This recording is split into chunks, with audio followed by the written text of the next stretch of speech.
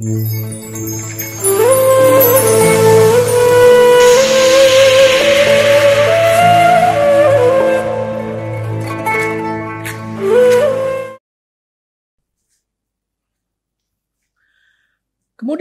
fa'in tarokat taklida asim. Kemudian jika seorang muqallid, orang awam tadi, tidak bertaklid, tidak bertanya kepada ahlinya, maka dia berdosa. Jadi orang yang tidak memiliki kemampuan untuk memahami secara langsung Al-Quran dan Sunnah tentang hukum-hukum, kemudian dia tidak bertanya kepada ahlinya, tidak bertanya kepada mujtahid atau orang yang bisa membaca karya mujtahid, maka dia berdosa. Naam, in wafaqa madzaban mu'tabaran qala jam'un tasihhu ibadatuhu wa muamalatuhu mutlaqan. Itu tadi persoalan dosa. Tetapi jika misalnya seorang awam ini dia tidak bertaklid tapi dia mengamalkan dengan pemahaman dia sendiri dalam Al-Quran dan Sunnah, kemudian kebetulan sama dengan pendapat mazhab yang mu'tabar, mazhab sunni yang mu'tabar, maka para ulama memiliki beberapa pendapat. Qala jam'un, sebagian ulama, tasihhu ibadatuhu wa muamalatuhu mutlaqan. Seorang awam ini ibadahnya sah, muamalatnya, interaksi akad-akad dia itu juga sah secara mutlak. Karena memang dia kebetulan pendapatnya sesuai dengan mazhab yang mu'tabar. Meskipun tetap dosa. Jadi kaitannya ibadahnya sah, ya. Muamalahnya sah, iya. Cuma dia berdosa dalam persoalan. Kenapa? Karena dia dalam persoalan, dia tidak bertanya kepada ahlinya. Dia melanggar hukum Allah yang lain, yaitu tidak bertanya kepada ahlinya.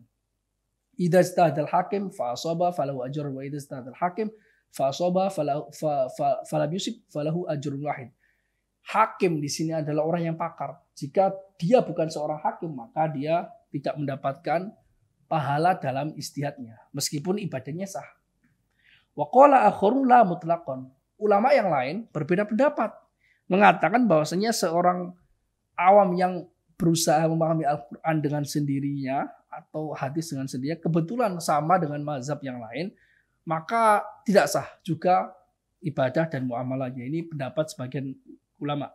Jadi persoalan sah ibadah dan interaksi muamalah dia itu memang diperselisihkan oleh para ulama ahli usul fikih. Wa fassala ba'dhum faqala tasihhul muamalatu duna al-ibadah li'adamil jazmi bin niyyati fiha. Sebagian ulama memperinci, mengatakan muamalahnya sah, ibadahnya tidak sah. Karena tidak bisa diyakini niat di dalam ibadah itu. Karena seorang ibadah itu membutuhkan niat. Niat kalau dia masih ragu-ragu. Ragu-ragunya kenapa? Karena dia seorang awam, tidak benar-benar tahu hukumnya. Dia kira-kira kesimpulan hukumnya seperti ini. Kemudian dia melakukan ibadah tidak dengan yakin, sehingga niatnya kalau sudah tidak yakin, itu maka tidak sah. Wa qala Syarif Al-Allama Abdurrahman ibnu Abdullah Bafaqih.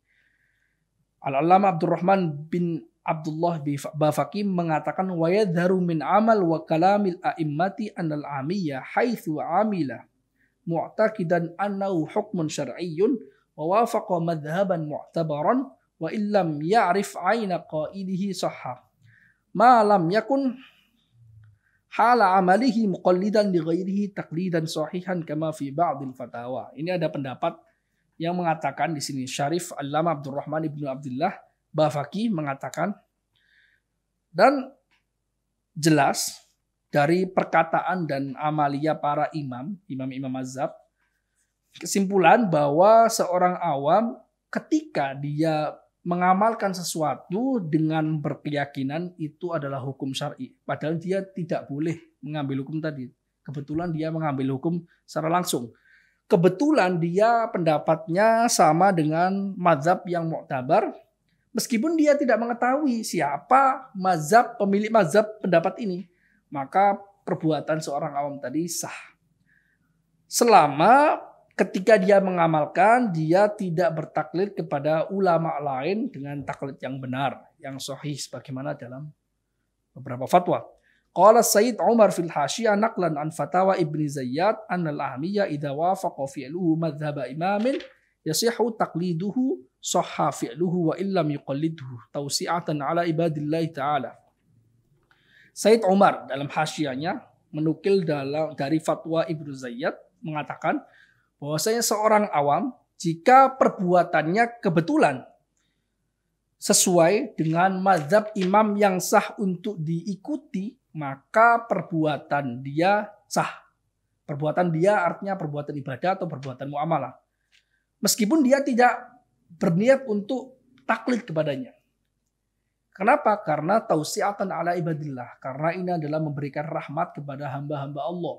Karena meskipun seorang awam ini melakukan kesalahan, yaitu dosa tidak bertanya kepada ahli ilmu, tapi mereka juga tetap hamba Allah. Hamba Allah yang perlu dikasihani karena rahmat Allah. Inna rahmati sabaqat ghadabi. Para ulama selalu mengunggulkan sisi rahmah, sisi sayang kepada hamba-hamba Allah. Wa in qalu inna qaulahum innal furu' al-ijtihadiyya la yu'aqabu 'alaiha muqayyadun bi suratil 'ajzi 'anit ta'allum. Meskipun para ulama yang mengatakan ini sah perbuatan seorang awam tadi, itu mengatakan bahwasanya perkataan para ulama yang mengatakan furu' ijtihad itu tidak ada seorang pun yang diberikan dosa. Itu maksudnya ini terikat, dibatasi dengan bentuk ketika seseorang tidak mampu untuk belajar. Maksudnya adalah seorang awam tadi karena dia sebenarnya tidak mampu untuk berijtihad, kemudian dia berusaha untuk memahami Al-Quran dan Sunnah secara mandiri, itu dosa meskipun ternyata perbuatannya itu sesuai dengan mazhab yang mu'tabar.